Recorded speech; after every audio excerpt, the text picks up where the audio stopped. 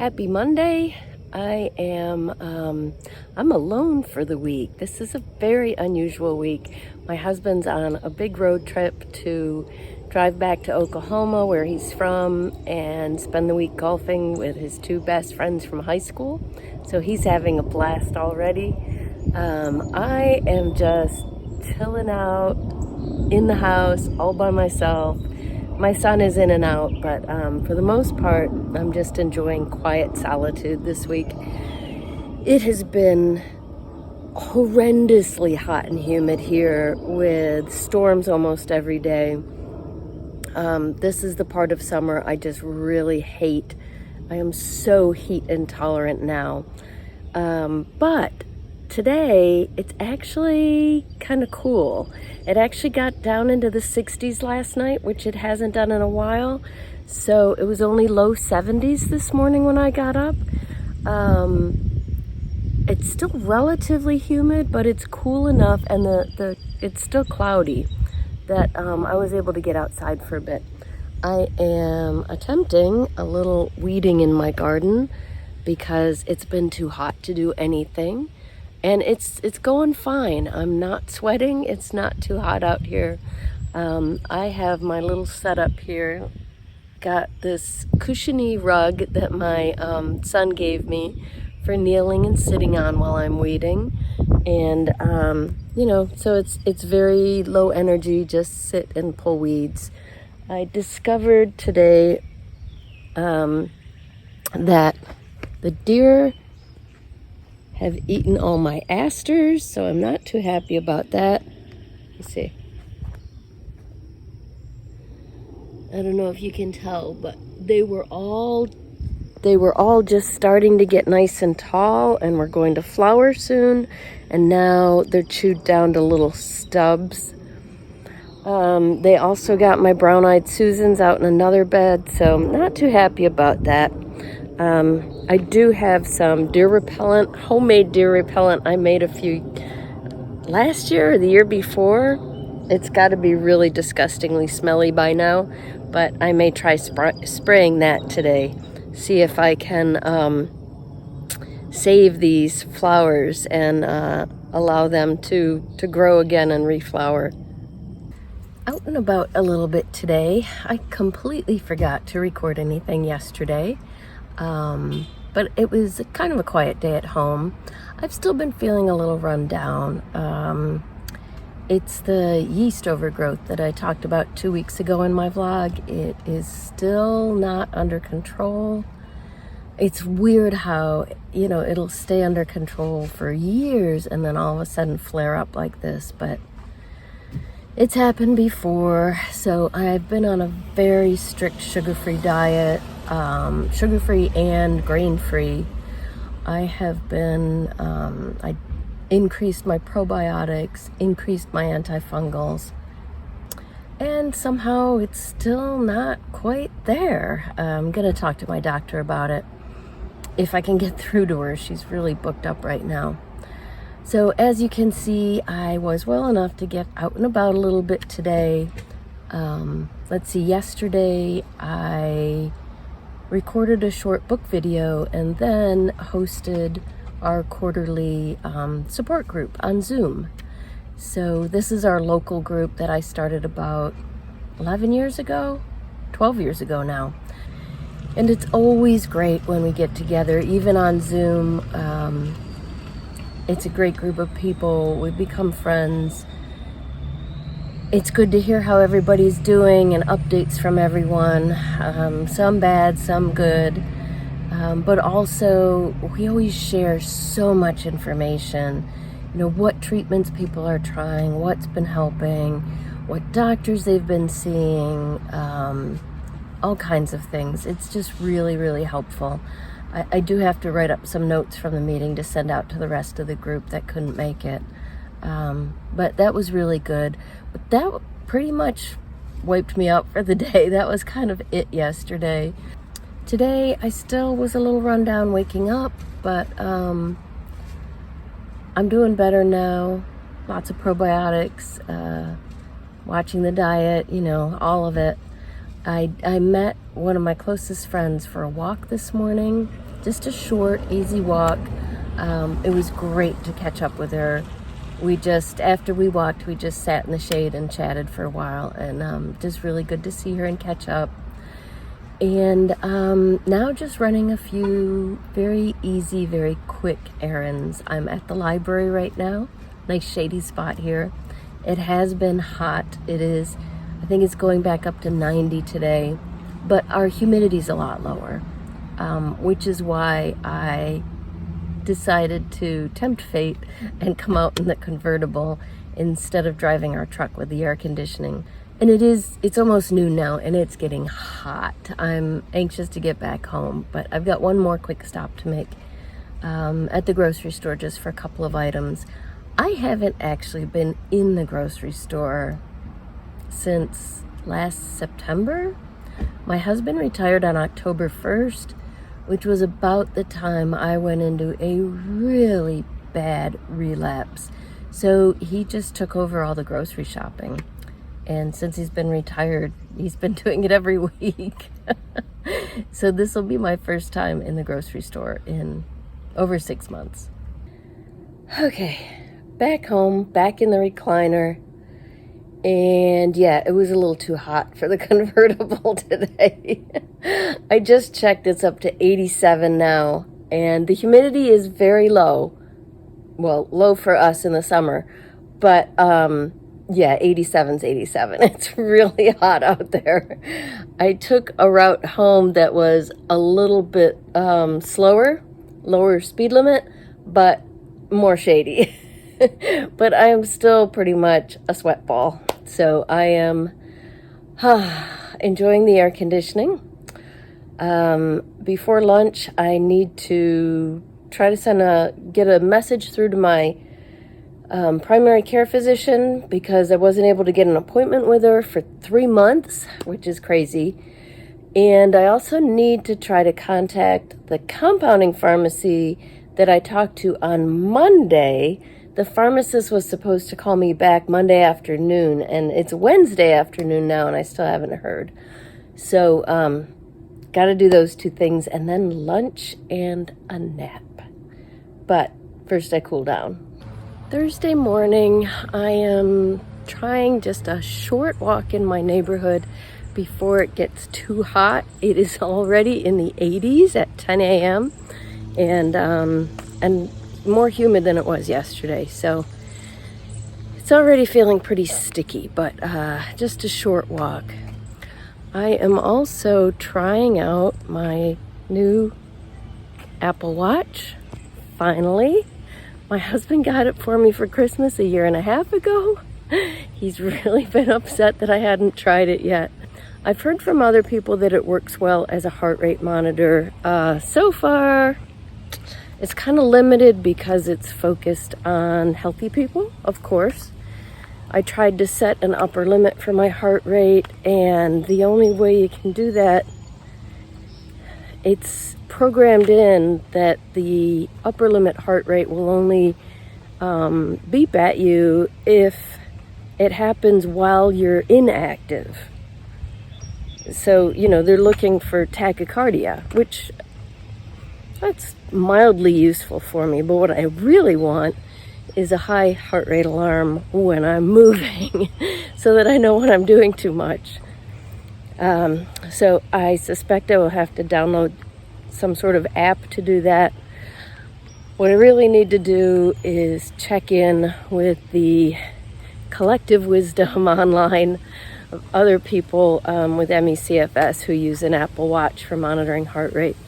So I'm going to try to learn a little more about that and see what I need to do so that it works the way I want it to. So right now I just started it for a walk, and it does show my heart rate. So that's handy, and it stays on the screen. And it's timing my walk, which is good because that's what I do with my old heart rate monitor. So we'll see. Friday morning. My childhood best friend is coming to visit tonight and staying the weekend. She lives about a 7-hour drive from here. I saw her last year on my birthday. She came to visit. But before that, it had been about 10 years since we had seen each other. So we've been friends since she was 4 and I was 5.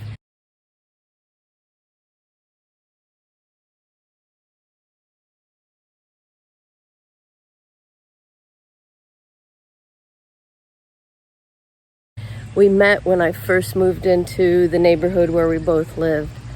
And, lots of memories and nostalgia and good times.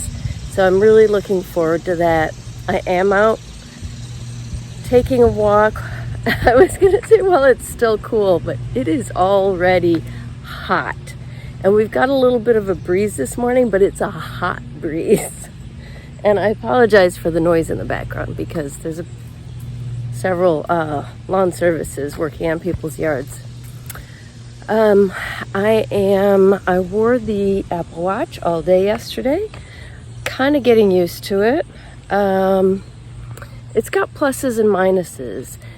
Definitely for just tracking heart rate for MECFS, my old style Mio Alpha heart rate monitor that doesn't do anything else is still superior because it monitors continuously as long as you're wearing it, as long as you've got it set for as long as you're wearing it.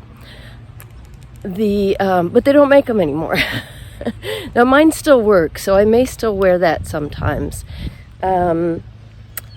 With this, just if I'm I just set it for taking a walk, as it's called on the watch, a workout. So when you do that, it does seem to monitor heart rate a little more consistently. The problem is I have to keep lifting my arm to check it, and I can't set an upper limit, as I described a few days ago. But on the plus side, it looks at some additional data like heart rate variability. I've read that heart rate variability is very important in MECFS. I have to admit, I don't know exactly what that number means yet, but that is reported on the Apple Watch, so I'm going to check that out.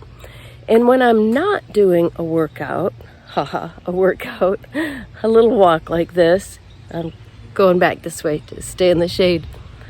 I did find a way to keep heart rate on the opening face of the watch, but every time you put your arm down, it stops measuring.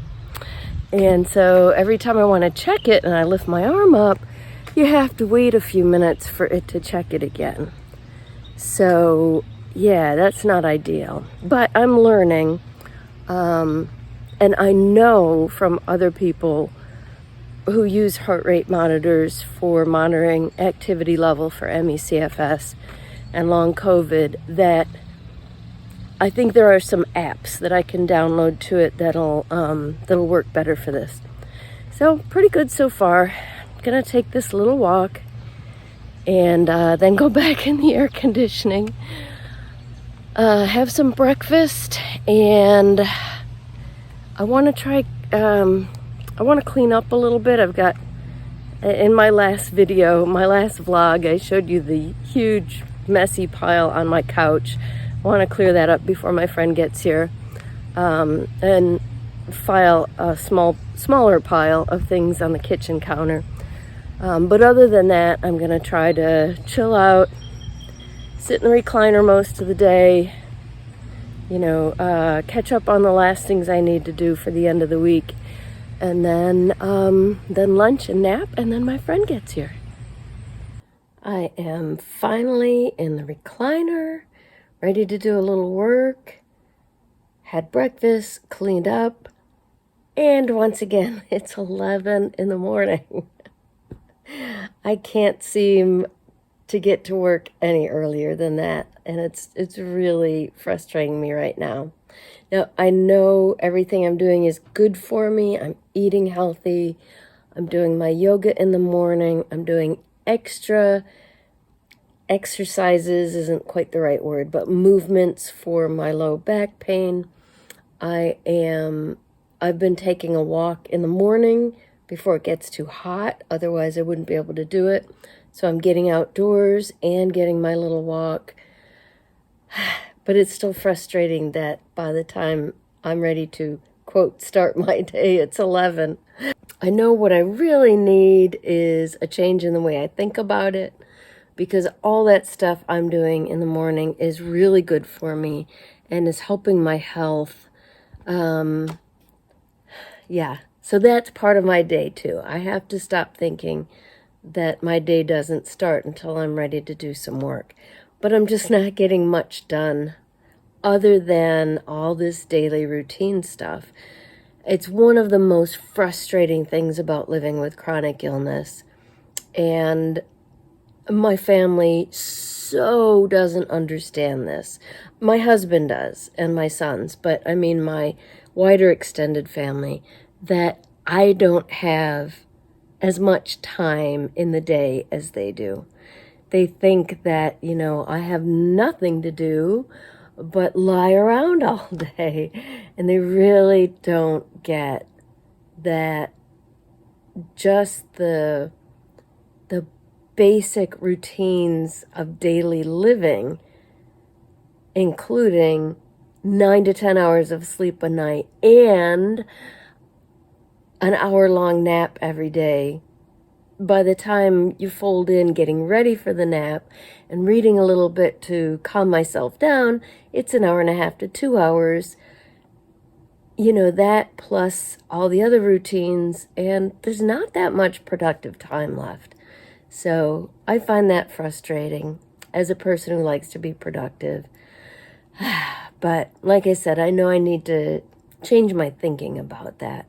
All this stuff I'm doing is good for my health and good for my life, my quality of life. So, okay, I'm going to try to get a little bit of work done. My friend texted me. She's already left. And going to try to get a little bit of work done here in the recliner. Quiet, catch-up work, and then just clean up a few things around the house. Not clean, nothing too exerting, but pick up, the pile and sort through that. It's Sunday. My best friend from childhood just left a little while ago, a few hours ago actually now. And we had a wonderful time together. She arrived Friday about 6 and left Sunday morning. And we've been friends since she was 4 and I was 5. And it was just great. We haven't spent a lot of time together as adults. And when we have, it's usually with our husbands. And so just having a weekend alone together was just great. It's like, it's been over 50 years since we were kids, but it just felt like, old times. We took a walk along a beautiful creek here.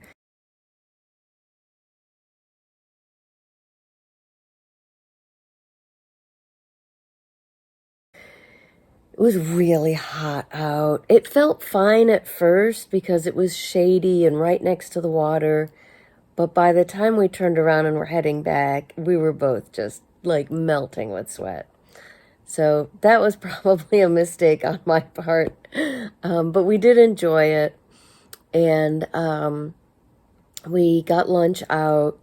We came back here. After my nap, we played games. She and I were like the game queens when we were kids. We would play like nonstop board games for weeks on end. We would play a never-ending Monopoly game when neither of us ever cared about winning. So the point was to keep playing. So when one of us would start losing at Monopoly, the other would bail her out. So our Monopoly games were epic. We would like try to set a record for the most Clue games played in a row, Sorry and Trouble, all those games from back then. So yesterday, for old time's sake, we played Yahtzee, which was a lot of fun. I haven't played it in years. I love games, and I don't have anyone to play anymore. My husband's not a big game player, and our sons are living their adult lives now, so it was really fun. Like I said, it was like no time had passed. And to cap things off, last night we watched the movie Are You There, God? It's Me, Margaret, which not only did both of us read it as kids, but it's about a childhood in the 70s, so very relatable, very nostalgic. We really enjoyed that. It was just an all-around fun weekend. I am exhausted now. I woke up this morning at like 9, which is really late for me, and was like washing up and brushing my teeth, and I'm looking in the mirror just thinking, how come I can't open my eyes any further? I was just so tired. It was absolutely worth it. Sometimes it's worth it to overdo. The other amazing thing about this friend is that she is so compassionate and empathetic about my illness. At one point yesterday when we were playing Yahtzee and talking, and I was just explaining how I have trouble lots of times during family gatherings with extended family because there's just so much I can't do. And I have to take a nap and et cetera, et cetera. And she just looked at me and said, it must be like mentally exhausting to be constantly having to keep track of things. She goes, is that what's going on in your head? Are you like always trying to make sure you haven't done too much and constantly thinking about everything? And I was like, yes, that's it exactly.